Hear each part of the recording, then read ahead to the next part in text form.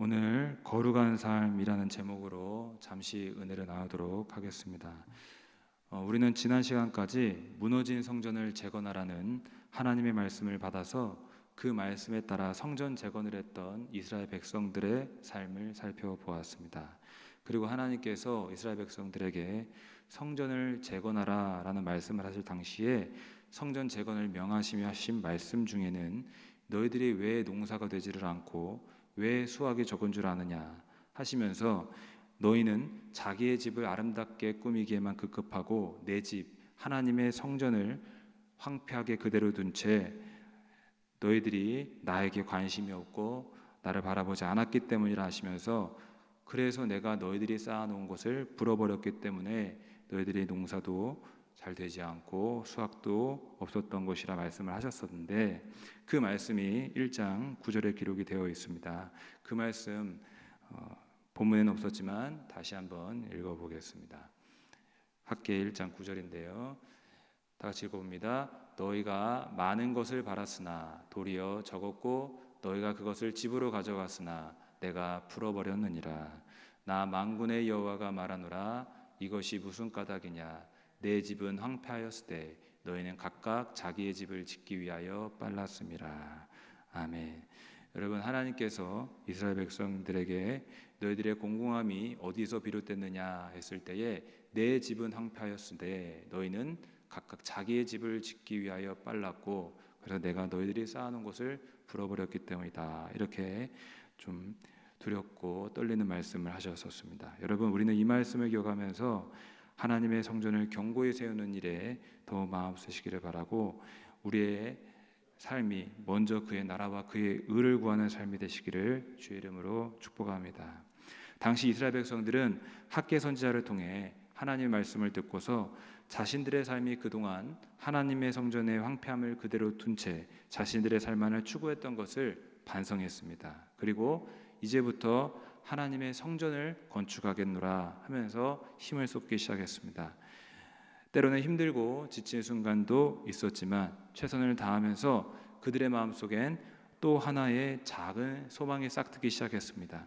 그것은 무엇이냐면 성전만 잘 건축하면 그동안의 불황이 다 사라지고 농사도 잘 되고 풍요로워질 것이라는 기대가 생겼었던 것입니다.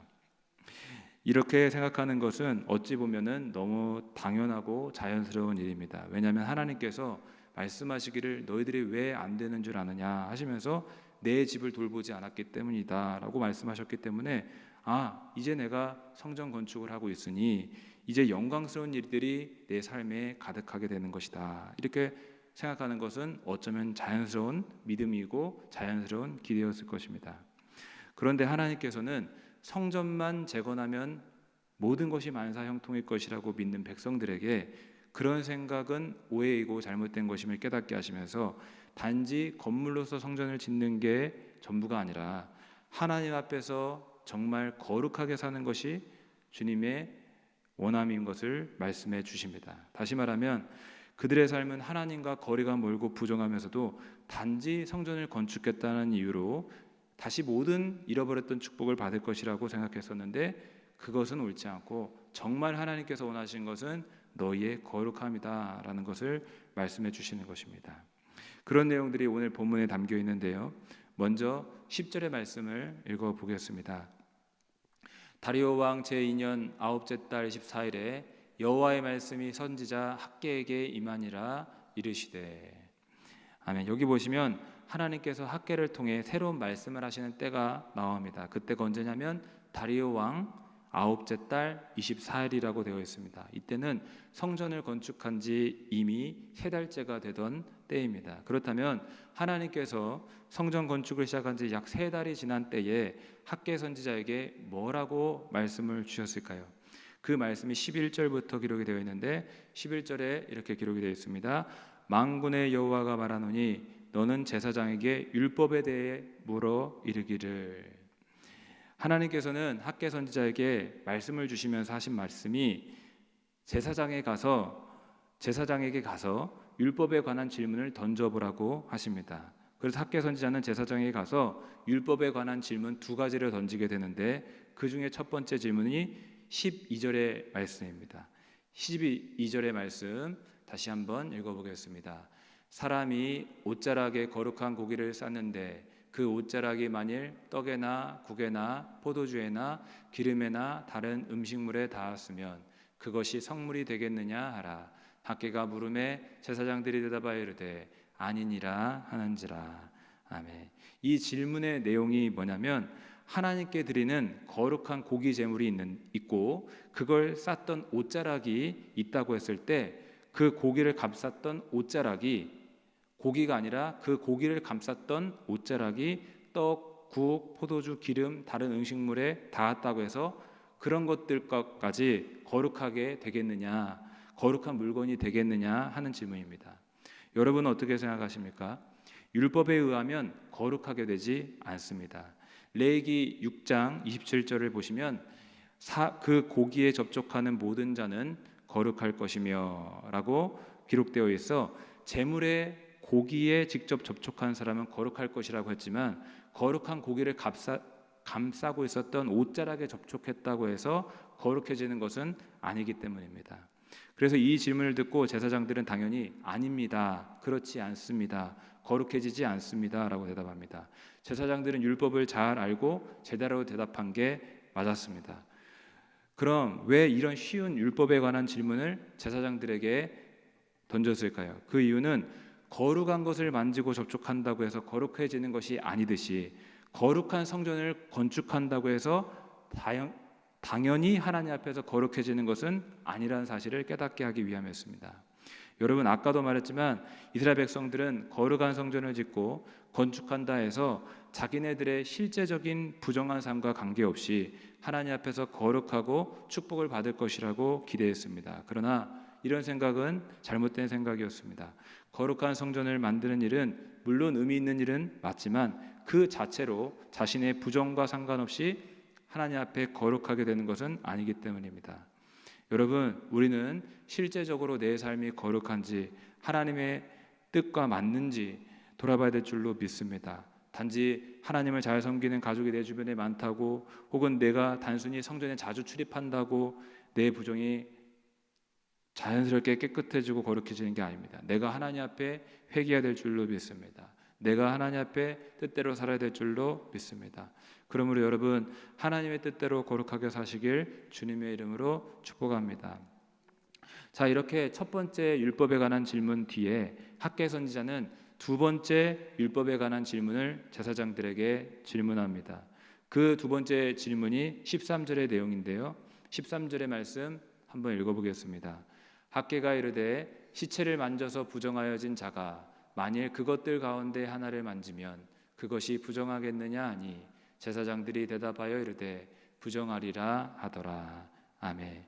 두 번째 질문 역시 율법에 관한 질문인데 시체를 만지면 부정해지는데 그 시체를 만정해서 부정해진 자가 또다시 떡이나 포도주나 다른 여러 물건을 접촉하면 그 물건들까지 부정해지겠느냐 하는 질문입니다. 여러분 어떻게 생각하십니까? 율법에 의하면 부정해집니다. 민수기 19장 22절의 말씀을 보시면 이렇게 기록이 되어 있는데 부정한 자가 만진 것은 무엇이든지 부정할 것이며 이렇게 기록이 되어 있어 짐승이나 사람의 시체를 만져서 부정해진 자가 다른 부정한 것에 접촉하면 그 접촉된 물건도 부정하여진다는 것을 말해주고 있습니다. 이게 아까 말한 거룩함과 다른 부분입니다. 거룩함은 전가되지 않으나 율법에 따르면 부정함은 전가가 되는 것입니다. 그래서 학개 선지자는 제사장들에게 이 질문을 던졌을 때 제사장들은 이번에는 네, 부정해집니다 라고 아주 잘 대답합니다. 그렇다면 이번에는 학개 선지자가 왜 이런 질문을 던졌을까요? 왜 이렇게 쉬운 질문을 던졌을까요? 그 이유는 그들의 죄악과 부정 더러움 때문에 거룩하다고 여겨지는 것들이 부정해졌기 때문입니다. 이스라엘 백성들은 거룩한 성전을 짓고 있었습니다. 또 나름 거룩한 예물을 준비해서 드렸습니다. 또 여러 거룩하다 하는 종교적인 형식이 있었습니다. 그런데 그것들이 과연 하나님이 받으실 만한 것이냐 할 때는 그렇지 않았다라는 것입니다. 왜냐하면 죄악과 부정한 삶으로 더러워졌기 때문입니다. 여러분 하나님은 이스라엘 백성들에게 진정한 거룩을 원하셨습니다. 하나님 앞에는 거룩한 성전을 짓고 거룩한 예물을 드리는 것만이 능사가 아니라 진정 부정한 것을 회개하고 하나님의 뜻대로 구별된 거룩한 삶을 사는 것이 진정 주님의 뜻이었습니다.